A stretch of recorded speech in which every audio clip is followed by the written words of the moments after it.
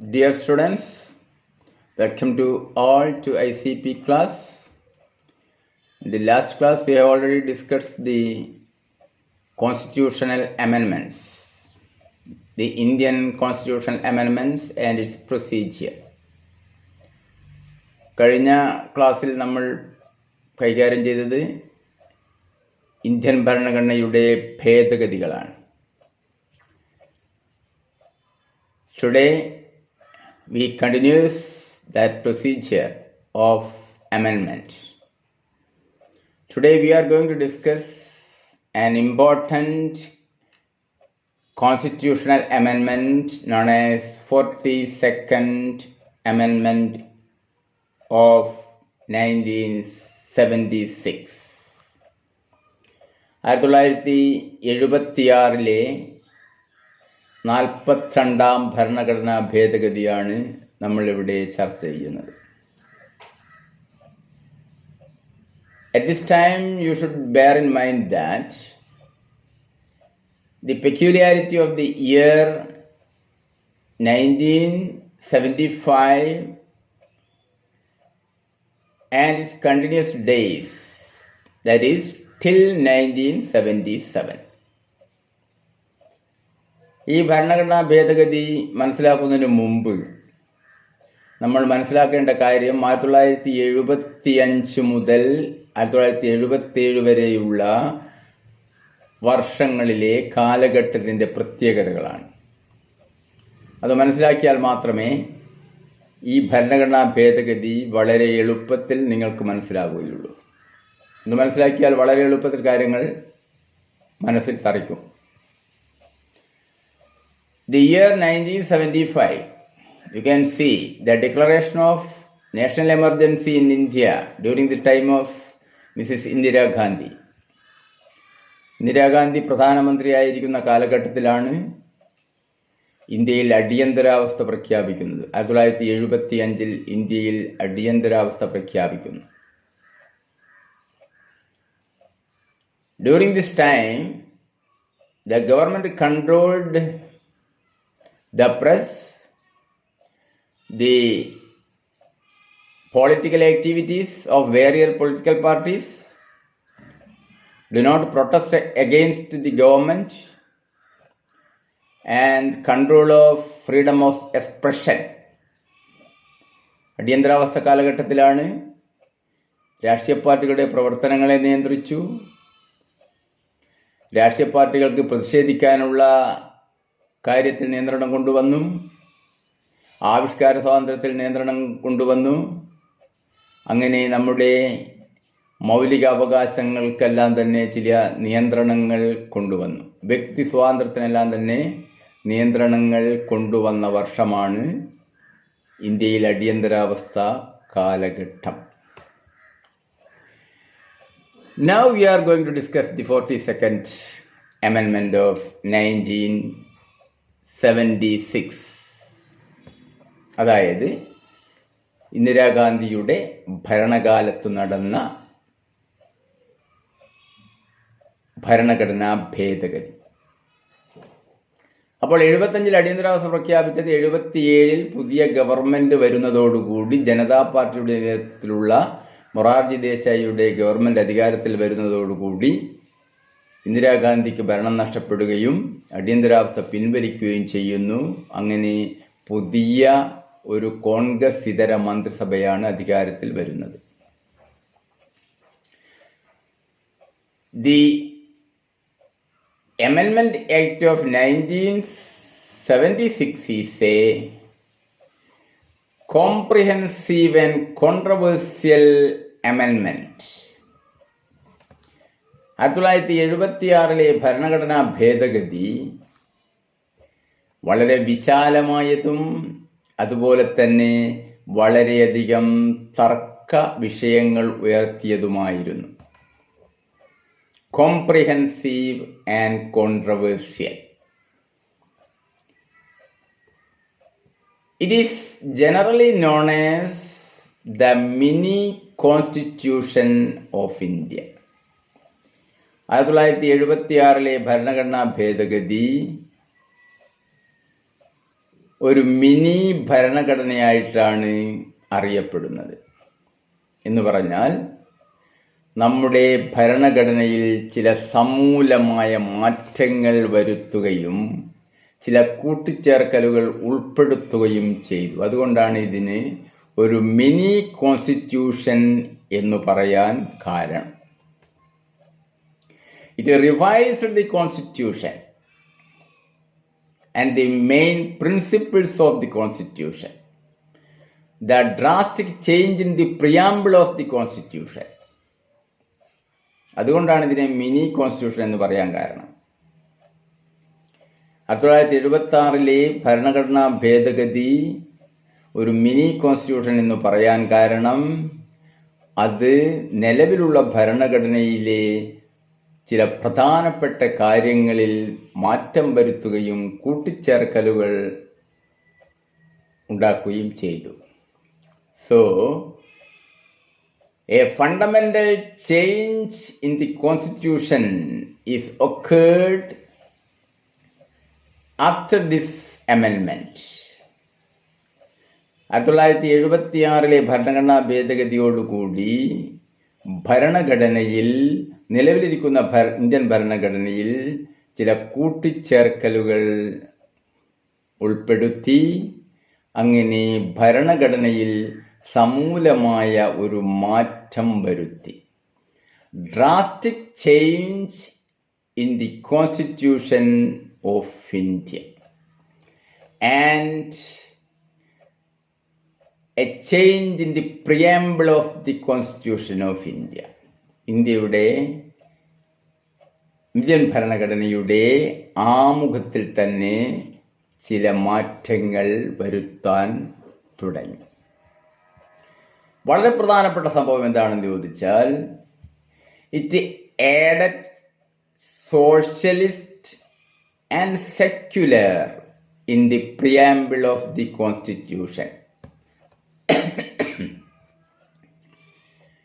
Socialism എന്നുള്ളതും secular എന്നുള്ളതുമായ രണ്ട് പദങ്ങൾ ഇന്ത്യൻ ഭരണഘടനയുടെ ആമുഖത്തിൽ കൂട്ടിച്ചേർത്തു.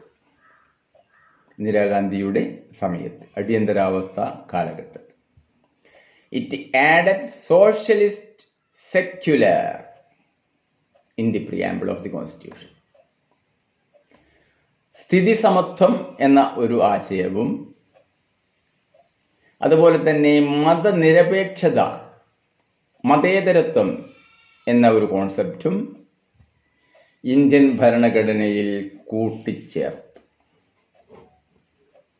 That is the first change in the constitutional അമെൻമെന്റ് ഓഫ് 42nd in 1976.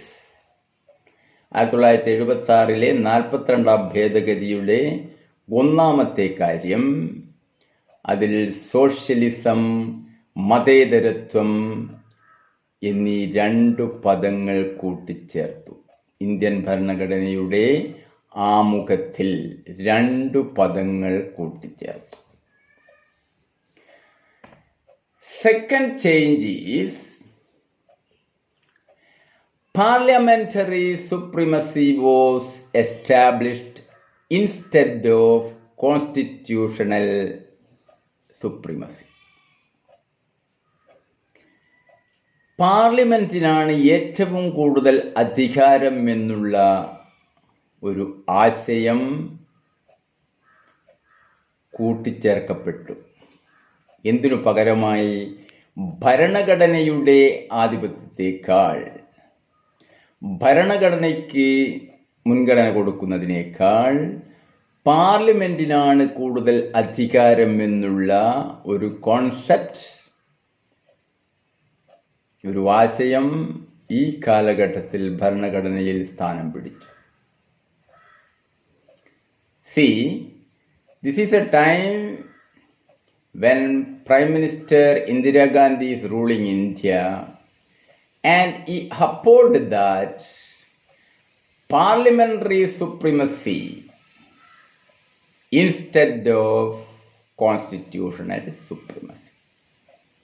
പാർലമെൻറ്റിനാണ് ഇന്ത്യയിൽ നിയമനിർമ്മാണത്തിന് ഏറ്റവും അധികാരമുള്ളത്. അതുകൊണ്ട് പാർലമെൻറ്റിനാണ് പരമാധികാരം എന്ന ഒരു പ്രധാനപ്പെട്ട ആശയം, ഭരണഘടനയേക്കാളുപരി പാർലമെൻറ്റിനാണ് പരമാധികാരം, പാർലമെൻറ്റിനാണ് പ്രാധാന്യം എന്നുള്ള ഒരു മഹത്തായ കോൺസെപ്റ്റ്, ഒരാശയം ഇന്ത്യൻ പാർലമെൻറ്റിൽ ഉയർന്നു വരികയും അതൊരു ഭേദഗതിയായി കൊണ്ടുവരികയും ചെയ്തു. That is the second point in the amendment of 42nd in 1976. ഇതാണ് 1976 രണ്ടാമത്തെ പ്രധാനപ്പെട്ട പോയിന്റ്, ഭേദഗതിയുമായി ബന്ധപ്പെട്ട രണ്ടാമത്തെ point. Thirdly, 10 fundamental duties are included in the Constitution. ഭരണഘടനയിൽ പൗരന്മാർ അനുവർത്തിക്കേണ്ട 10 മൗലിക കടമകൾ എഴുതി ചേർത്തു. There are 10 fundamental duties of citizens, especially the national integration and integrity of the country. ദേശീയ ഐക്യവും അഖണ്ഡതയും നിലനിർത്തുവാനുള്ള ബാധ്യത പൗരന്മാരുടെ കടമയാണ് എന്നുള്ളത് ഊട്ടിയുറപ്പിച്ചുകൊണ്ടുള്ള 10 മൗലിക കടമകൾ ഇന്ത്യൻ ഭരണഘടനയിൽ എഴുതി ചേർക്കപ്പെട്ടു. 1976 42ാം ഭരണഘടനയോടുകൂടി 10 മൗലിക കടമകൾ പൗരന്മാരുടെ അനുവർത്തിക്കണമെന്ന് എഴുതി ചേർക്കപ്പെട്ടു. അതാണ് മറ്റൊരു പ്രധാനപ്പെട്ട ഭേദഗതി. Again, it curtailed the power of the Supreme Court and High Court to issue writs. മറ്റൊരു പ്രധാനപ്പെട്ട ഭേദഗതി എന്താണെന്ന് ചോദിച്ചാൽ, സുപ്രീം കോടതിയുടെയും ഹൈക്കോടതിയുടെയും അധികാരങ്ങളിലുള്ള നിയന്ത്രണമാണ്. It curtailed the power to issue writs. റിട്ടുകൾ പുറപ്പെടുവിക്കാനുള്ള സുപ്രീം കോടതിയുടെയും ഹൈക്കോടതിയുടെയും അധികാരത്തിൽ നിയന്ത്രണങ്ങൾ കൊണ്ടുവന്നു. റിട്ടുകളെ കുറിച്ച് നിങ്ങൾ പഠിച്ചിട്ടുണ്ട്. വളരെ ഇമ്പോർട്ടൻ്റ് ആയുള്ള റിട്ടുകൾ നിങ്ങൾ അറിയാം. അതിൽ പ്രധാനപ്പെട്ട ഒന്നാണ് ഹേബിയസ് കോർപ്പസ്. ഹേബിയസ് കോർപ്പസ് റിട്ടുകളെ പ്രത്യേകിച്ച് ഇൻഡിവിജ്വൽ ഫ്രീഡം, പൗരന്മാരുടെ മൗലിക അവകാശങ്ങൾ സംരക്ഷിക്കുന്നതുമായി ബന്ധപ്പെട്ടതാണ്. റിട്ടുകൾ പുറപ്പെടുവിക്കുവാനുള്ള അധികാരം സുപ്രീം കോടതിക്കും ഹൈക്കോടതിക്കും മാത്രമേ ഉള്ളൂ. ലോവർ കോടതികൾക്കില്ല. ഹൈക്കോടതിയുടെ കീഴിലുള്ള കോടതികൾക്ക് റിട്ടുകൾ പുറപ്പെടുവിക്കാനുള്ള അധികാരമില്ല. റിട്ടുകൾ പുറപ്പെടുവിക്കാനുള്ള അധികാരം സുപ്രീം കോടതിക്കും ഹൈക്കോടതിക്കും മാത്രമേയുള്ളൂ.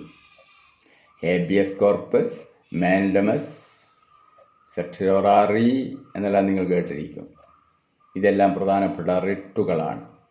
റിട്ടുകളുടെ പ്രത്യേകത, പൗരന്മാരുടെ അവകാശങ്ങൾ ലംഘിക്കപ്പെടുമ്പോൾ പൗരന്മാർക്ക് അത് സംരക്ഷിക്കാൻ കോടതിയെ സമീപിക്കാവുന്ന അധികാരമാണ്. ആ അധികാരത്തിന് ചില നിയന്ത്രണങ്ങൾ കൊണ്ടുവരുന്നു. അങ്ങനെ സുപ്രീം കോടതിയുടെ അധികാരത്തിലേക്കും ഹൈക്കോടതിയുടെ അധികാരത്തിലേക്കും എക്സിക്യൂട്ടീവ് എന്ന് പറഞ്ഞാൽ ഭരണകൂടം കടന്നു വരുന്ന, നിയന്ത്രണം കൊണ്ടുവരുന്ന ഒരു അവസരം കൂടിയായിരുന്നു ഈ അടിയന്തരാവസ്ഥ കാലഘട്ടം. അതുകൊണ്ടാണ് 1976 ഭരണഘടനാ ഭേദഗതിയിൽ സുപ്രീം കോടതിയുടെയും ഹൈക്കോടതിയുടെയും അധികാരത്തിന് പരിമിതികൾ ഏർപ്പെടുത്തുന്നത്. So we can say that the 42nd Amendment curtailed the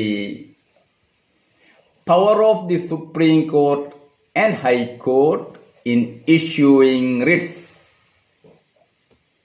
റിട്ടുകൾ പുറപ്പെടുവിക്കുന്നതിന് നിയന്ത്രണങ്ങൾ കൊണ്ടുവരുന്നു.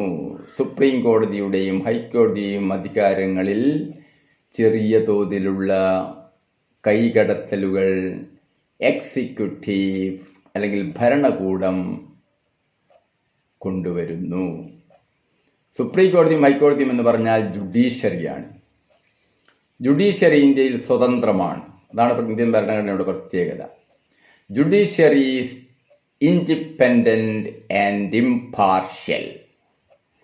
അങ്ങനെ സ്വതന്ത്രവും നിഷ്പക്ഷവുമായി ജുഡീഷ്യറിയിൽ എക്സിക്യൂട്ടീവ് കൈകടത്തുന്നത് ആണ് ഈ ഭരണഘടനാ ഭേദഗതിയിൽ കൂടി നമുക്ക് മനസ്സിലാക്കാൻ കഴിയുന്ന കാര്യം. അപ്പോൾ it curtailed the power of the Supreme Court and High Court to issue writs. Another important amendment is DPSP established their supremacy over fundamental rights. Directive Principles of State Policy, that is DPSP, established supremacy over fundamental rights of the citizens. ഈ കാലഘട്ടത്തിലാണ് നിർദ്ദേശക തത്വങ്ങൾ അത് കൂടുതൽ പ്രാധാന്യം നേടുന്നു. മൗലികാവകാശങ്ങൾക്ക് പ്രാധാന്യം കുറയുന്ന ഒരു സ്ഥിതിയിലേക്ക് വരുന്നു. Supremacy of DPSP instead of fundamental rights. Supremacy of directive principles instead of fundamental rights. മൗലികാവകാശങ്ങൾക്ക് അതിൻ്റെ പ്രാധാന്യം കുറച്ചുകൊണ്ട് നിർദ്ദേശക തത്വങ്ങൾക്ക് കൂടുതൽ പ്രാധാന്യം കൊടുക്കുന്ന ഒരു കാലഘട്ടം കൂടിയായിരുന്നു, ഒരു കോൺസെപ്റ്റ് കൂടിയായിരുന്നു ഇതിലൂടെ രൂപപ്പെട്ടു വന്നത്, ഒരു ആശയം കൂടിയായിരുന്നു ഇതിലൂടെ രൂപപ്പെട്ടു വന്നത്. In short we can say DPSP established supremacy over fundamental rights. Another important point is it authorized the central government to deploy armed forces in the state without its permission. വളരെ പ്രധാനപ്പെട്ട ഒരു മാറ്റമാണിത് ഈ കാലഘട്ടത്തിലുണ്ടായ. To maintain law and order. Law and order is included in the state list. നിങ്ങൾ പഠിച്ചിട്ടുണ്ട്. ക്രമസമാധാനം എന്നുള്ളത് സംസ്ഥാനത്തിൻ്റെ പൂർണ്ണ അധികാരത്തിലുള്ളതാണ്. ഉദാഹരണത്തിന് ഏതെങ്കിലും സംസ്ഥാനത്ത്, ഇപ്പം കേരളത്തിൽ പട്ടാളത്തെ ഇറക്കണമെങ്കിൽ കേരളത്തിൽ ഭരിച്ചുകൊണ്ടിരിക്കുന്ന ഗവൺമെൻറ്റിൻ്റെ അനുവാദം ഉണ്ടായിരിക്കണം. എങ്കിൽ മാത്രമേ കേരളത്തിൽ പട്ടാളത്തെ ഇറക്കുവാൻ പാടുള്ളൂ. കാരണം ലോ ആൻഡ് ഓർഡർ, ക്രമസമാധാനം, പോലീസ് എന്നത് സംസ്ഥാന ഗവൺമെൻറ്റിൻ്റെ പൂർണ്ണ നിയന്ത്രണത്തിലുള്ളതാണ്. സംസ്ഥാന ഗവൺമെൻറ്റിൻ്റെ അനുവാദമില്ലാതെ കേന്ദ്ര സേനയെ സംസ്ഥാനത്ത് ഇറക്കുവാൻ പാടില്ല. കാരണം ഭരണഘടനയിലെ സ്റ്റേറ്റ് ലിസ്റ്റിൽ പെടുന്നതാണത്. നിങ്ങൾ പഠിച്ചിട്ടുണ്ട് state list, central list, concurrent list. കേന്ദ്രത്തിൻ്റെ അധികാരങ്ങൾ, സംസ്ഥാനത്തിൻ്റെ അധികാരങ്ങൾ, അതുപോലെ തന്നെ കേന്ദ്രവും സംസ്ഥാനവും യോജിച്ചുകൊണ്ട് കൈകാര്യം ചെയ്യുന്ന അധികാരങ്ങൾ. by this amendment, the central government authorized to deploy armed forces, സായുധ സൈന്യത്തെ, ആയുധങ്ങളേന്തിയ സൈന്യത്തെ, പട്ടാളത്തെ, CRPയെ എല്ലാം തന്നെ ഓരോ സംസ്ഥാനത്തും ക്രമസമാധാനം തകരുമ്പോൾ ഇറക്കാമെന്നുള്ള ഒരു ഭേദഗതി കൂടി ഇതിൽ ഉണ്ടായിരുന്നു. അതിൻ്റെ അർത്ഥം സംസ്ഥാനത്തിൻ്റെ അധികാരത്തിൽ കൂടി കൈകടത്തുക എന്നതാണ് ഈ ഭേദഗതിയിൽ കൂടി മനസ്സിലാക്കാൻ കഴിയുന്നത്. To interfere in the affairs of the state government without its permission. സംസ്ഥാന ഗവൺമെൻറ്റിൻ്റെ അനുവാദമില്ലാതെ ആ ഗവൺമെൻറ്റിൻ്റെ കാര്യത്തിലേക്ക്, ആ ഗവൺമെൻറ് എടുക്കുന്ന നടപടികളിലേക്ക് കടന്നു കയറുക എന്നതുകൂടി ഈ ഭരണഘടനാ ഭേദഗതിയുടെ ലക്ഷ്യമായിരുന്നു. അതുകൊണ്ടാണ് ഇതിന് കോൺട്രവേഴ്സ്യൽ എന്ന് പറയാൻ കാരണം. എല്ലാം തർക്കവിഷയം ഉണ്ടാകുന്ന തരത്തിലാണിത്. കേന്ദ്രം സംസ്ഥാനങ്ങളുടെ അധികാരത്തിൽ കൈകടത്തുന്നു, അപ്പോൾ അത് കോൺട്രവേഴ്സ്യൽ ആകുന്നു. ഓക്കെ, പിന്നെ മൗലികാവകാശങ്ങൾക്ക് പ്രാധാന്യം കുറച്ച് മൗലിക കടമകൾ, നിർദ്ദേശക തത്വങ്ങൾ ഇവയ്ക്ക് പ്രാധാന്യം കൊടുക്കുന്നു, അപ്പോൾ അത് കോൺട്രവേഴ്സ്യൽ ആകുന്നു, തർക്ക വിഷയമാകുന്നു. പാർലമെന്റിന് കൂടുതൽ അധികാരം കൊടുക്കുന്നു, ഭരണഘടനയുടെ അധികാരത്തിന് ഒരു കുറച്ചൽ വരുന്നു, അപ്പോൾ അത് കോൺട്രവേഴ്സ്യൽ ആകുന്നു. അതുകൊണ്ടാണ് ഇതിനെ നമ്മൾ കോൺട്രവേഴ്സ്യൽ അമെൻമെന്റ്. അതേ അവസരത്തിൽ തന്നെ ഇറ്റ് വാസ് കോംപ്രിഹെൻസീവ്, വളരെ ബൃഹത്തായ ഒരു ഭേദഗതി കൂടിയായിരുന്നു. ഇത് ഒരു മിനി ഭരണഘടനയാണ് എന്ന് പറയുവാൻ ഇതുകൊണ്ടെല്ലാമാണ് പറയുന്നത്. So 42nd Amendment is an important, controversial and comprehensive amendment of 1976. ഇതാണ് 1976 42ാം ഭരണഘടനാ ഭേദഗതിയുമായി ബന്ധപ്പെട്ട കാര്യങ്ങൾ. ഈ കാര്യങ്ങൾ വളരെ വിശദമായി നമ്മൾ ചർച്ച ചെയ്തു കഴിഞ്ഞു. ഇത് പരീക്ഷയ്ക്ക് വളരെ ഇമ്പോർട്ടൻ്റായി ചോദിക്കുന്ന ഒരു പ്രത്യേക ക്വസ്റ്റ്യൻ ആയിരിക്കും. അതുകൊണ്ടാണ് ഈ പോയിന്റ് മാത്രം ലക്ഷ്യമാക്കി നമ്മൾ ചർച്ച ചെയ്തത്. So students, you should be very careful to study these points, remembering the particular situation of India at that time, especially the time of emergency and the changes occurred in the constitution at this particular time. That is, this particular amendment during the time of Indira Gandhi, and she wished to establish parliamentary supremacy instead of constitutional supremacy. Thank you very much. Thank you all.